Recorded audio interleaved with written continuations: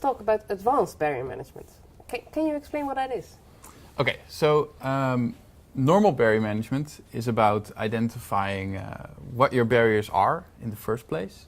So which barriers you have to prevent certain scenarios from happening. And that's a good first step. But it doesn't really help you in understanding if they are working at the moment. So how are my barriers doing in reality? Are they performing as I designed them and intended them to work?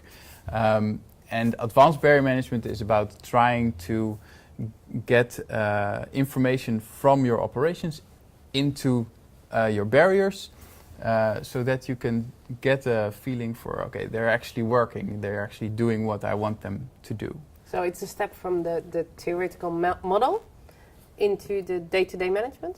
Yeah, so you're trying to prevent, in a way, the model from becoming just something that you created once and then put on a shelf.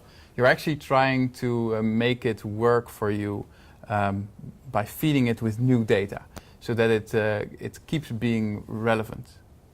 And it's called advanced? Yeah. Why is it called advanced? Well, so you're trying to get different sources, and you're trying to combine that information into one picture. Yeah. So that is what is advanced about it, I guess, is you're trying to take multiple things and summarize them into one picture. Yeah. And can you, in that one picture, can you then link your incident data and your audit data into it as well? Yeah, so those are two of the logical data sources that most companies will look at first. Incident data, most companies have that, unfortunately. But it is a and valid... you say unfortunately because you really don't want the incidents to happen. Of course, yes. You would like to prevent them. Yes, yeah. Right. So you want as a few incidents as possible. Yeah. So you want that data source to be as small as possible, ideally. Yeah. But in a lot of organizations, that is still a valid data source that you can plot onto your barrier. So you can sort of say, okay, this incident showed that my barrier failed. Can you give an example? There was a project with Military Aviation Authority, and they had a lot of incidents where aircraft got too close to each other, and so there's a risk of them colliding. Which you want to prevent. Right, of course. And so what they did is they took a couple of incidents across a multi-year range, so I think about 5 years. And it was about 70 incidents, something like that. And they plotted those incidents onto the relevant barriers. And so what they could see was something they couldn't see from looking at the individual incidents. So by looking at the individual incidents, they couldn't sort of see the red thread that was going through them. But when they plotted them, they could see, okay, this scenario is happening more often. And within that scenario, these are the barriers that are preventing these incidents or stopping them from becoming worse. Yeah. And in some cases, it was actually the reverse of what they thought. So where they thought they had a good barrier was actually not working too well, and the barrier that was thought to be, let's say, not as important was instrumental in preventing a lot of these incidents from progressing. So it sounds almost as if you're proving your assumptions that you make when you do data. Yeah, and you make this model, of course, in a workshop, and you bring in the people who know a lot about this, and you make this idea of how you think everything works, and then you test it by actually taking all the data that you have and putting it onto this model. And are there other sources for data that you can use aside from incident data and audit data? So audit data, of course. Besides that, you will very quickly move into things like a competence management system, for instance, where you can actually take a look at how are my people trained? Do I have the right competencies within my operation to do something safely? And you can sort of plot that on the barriers and say, okay, I have the right competencies to keep all these barriers working. You could take a look at maintenance data. So that will tell you a little bit about pieces of equipment that are that have failed or are broken at the moment.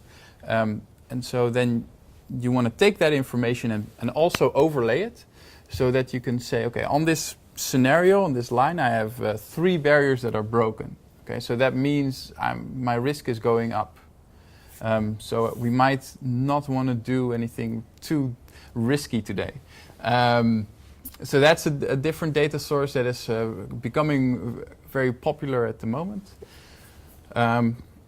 Later on, let's say more for the future, this is more a bit further off, is sensor data where you're actually taking, this is more perhaps big data, where for instance, if you have an airplane or you have a refinery, they collect a lot of information because they have so many sensors. And then taking that information and putting it on your barriers, that's also something that we're looking into. That's an interesting step as well. Yes, yeah. It's yeah. And what's the most common result that you see in companies that are using this method? Right. So one of the things that's difficult if you have these multiple data sources is to see what is the common thread that runs through them.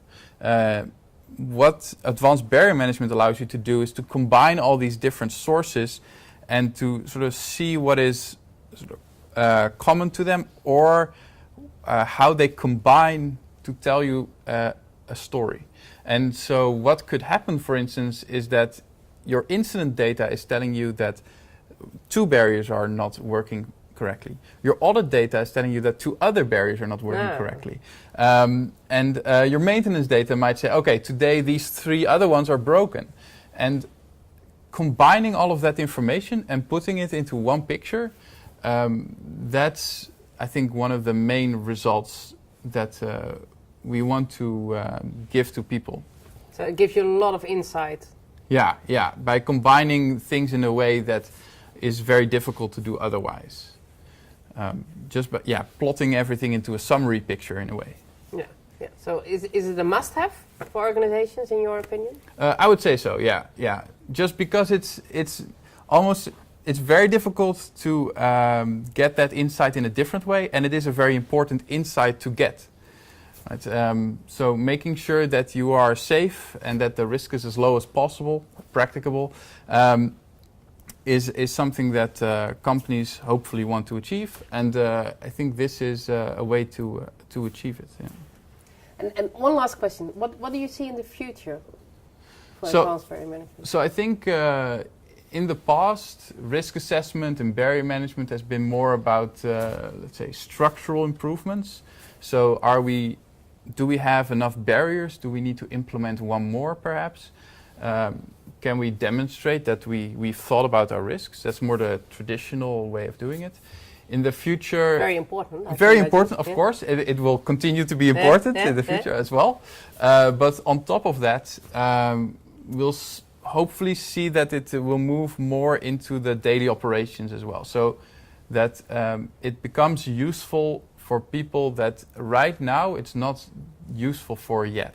Yeah. And do you then go to real time? Right. So we'll, for instance, with the sensor data, that's a lot of information.